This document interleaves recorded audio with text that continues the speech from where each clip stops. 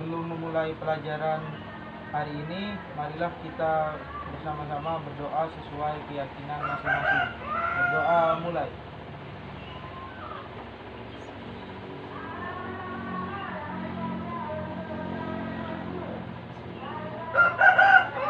Berdoa selesai. Sebelum memasuki pelajaran, kata absen dulu ya. Yang pertama Siti Sofia, Dian Novita, Hadir Kak. Rismawati. Hadir Kak. Gimana kabarnya adik-adik? Alhamdulillah baik. Ya. Sekarang di masa pandemi,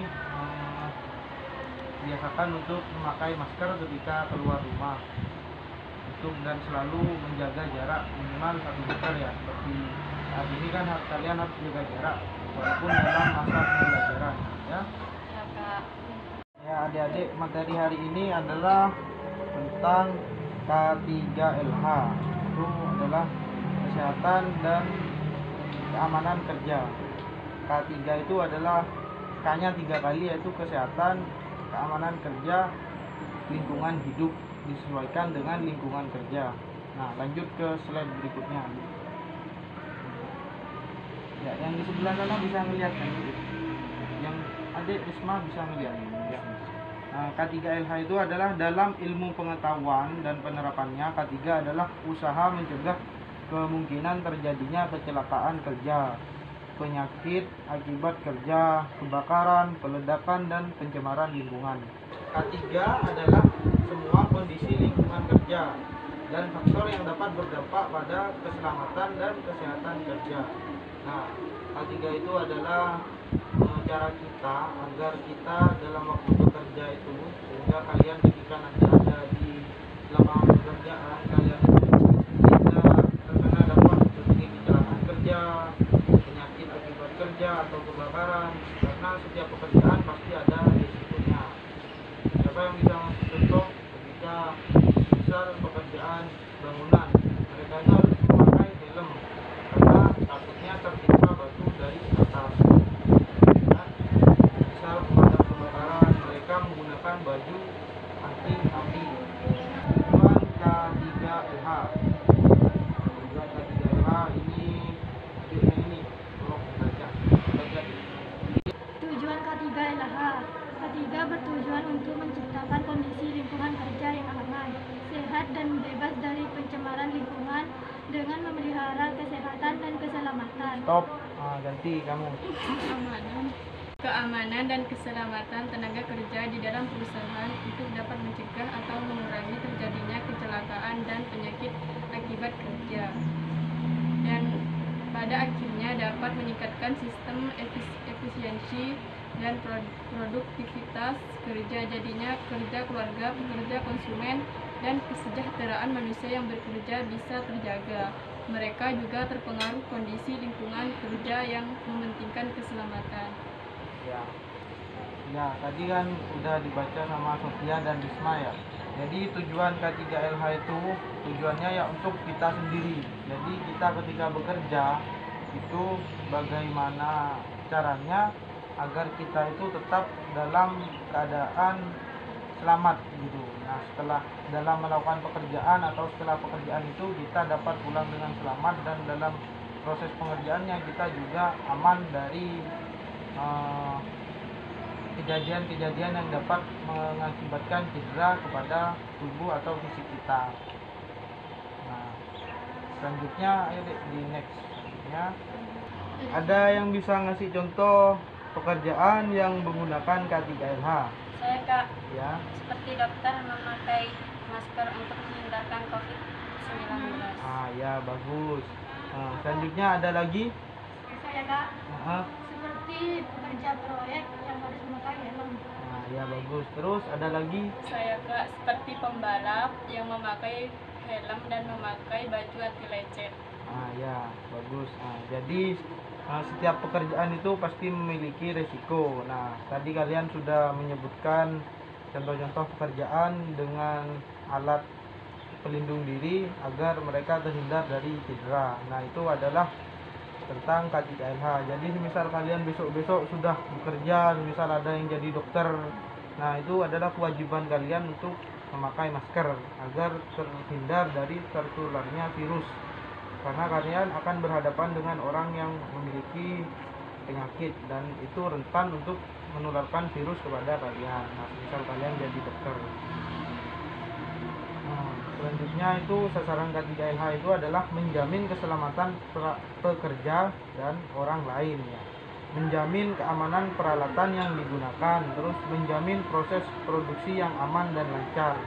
Nah, menjamin keselamatan kalian, misal kalian jadi pekerja, kalian dijamin keselamatannya dengan alat tersebut, terus menjamin keamanan peralatan yang digunakan, terus alat yang digunakan itu harus alat yang benar-benar safety dan aman. Terus menjamin proses produksi yang aman dan lancar, seperti pekerja yang di pabrik, mereka juga menggunakan masker karena di sana banyak ada zat-zat kimia, jadi mereka harus mencegah agar tidak terinfeksi zat-zat kimia itu harus menggunakan masker. Selanjutnya yaitu di next ya, selanjutnya standar keselamatan kerja. Yang pertama itu perlindungan badan yang meliputi seluruh badan.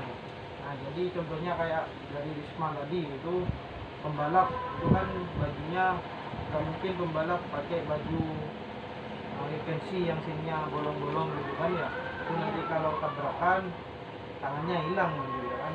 Nah, jadi harus memakai baju yang memang menutupi seluruh bagian badan. Terus perlindungan mesin. Nah, mesin di pabrik itu ada pelindungnya, jadi ketika itu pun ada kejadian fatal itu tidak menyebabkan cedera ke yang menggunakan mesin tersebut. Selanjutnya pengamanan listrik yang harus dicek secara berkala. Nah, ini listrik ini harus dicek karena ketika ada konslet listrik yang terjadi adalah seperti kebakaran. Kebakaran itu akan memakan banyak korban. Kalau jadi listrik itu hal yang juga termasuk faktor utama penyebab terjadinya kecelakaan kerja. Terus pengamanan ruangan, salah satunya meliputi sistem alarm. Jadi kalau di pabrik itu pasti ada alarm yang mendeteksi api. Misal ada kebakaran itu kan pasti bunyi alarm. Kalian pernah lihat di film-film itu ya, ada kebakaran terus ada alarm yang bunyi, itu adalah alat pendeteksi panas. Ketika panasnya melebihi suhu yang seharusnya ada di ruangan tersebut, maka alarm akan berbunyi, jadi semuanya langsung keluar ruangan. Selain itu ada juga alat pemadam kebakaran, penerangan yang cukup, ventilasi yang baik, dan jalur evakuasi khusus yang memadai. Jadi kesimpulannya, ada yang bisa ngasih kesimpulan? Atau ada pertanyaan dari adik-adik yang mungkin masih belum dipahami atau ada yang perlu ditanyakan? Jadi tadi udah kakak sampaikan ya, dari materi pengertian K3LH, terus tujuan dari sasarannya, terus manfaat K3LH. Nah, di sini ada yang bisa ngasih kesimpulan tentang K3LH? Saya Kak. Ya, Risma. Ketiga adalah usaha mencegah kemungkinan terjadinya kecelakaan kerja menyangkut akibat kerja, kebakaran, peledakan, dan pencemaran lingkungan. Ya, benar kata Risma.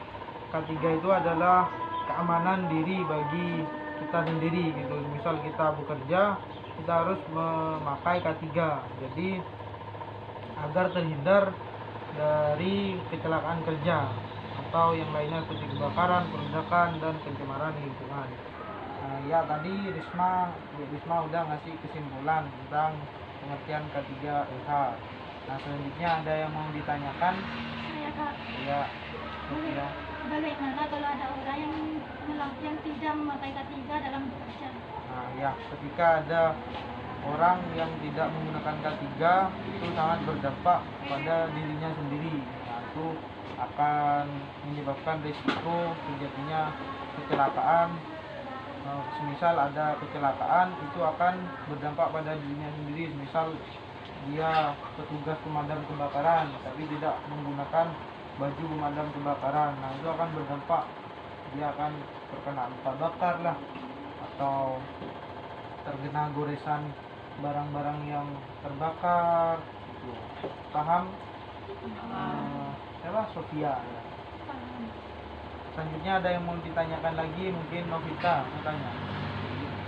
Enggak? Paham? Ya, paham. Nah, jadi intinya K3 itu kok Sofia ketawa terus ini ya. Jadi K3 itu adalah intinya K3 itu adalah keselamatan untuk diri sendiri. Misal kalian sekarang ini karena di masa pandemi wajib memakai masker ketika dalam pembelajaran kan, dan untuk selalu menjaga jarak. Sekian untuk pelajaran hari ini. Sebelum pelajaran ditutup, Sofia pimpin doa sebelum menutup pelajaran. Ayo, Sof. Ayo, sebelum pelajaran ditutup, marilah kita berdoa sesuai keyakinan masing-masing gitu ya. Ayo, Sof. Berdoa dimulai.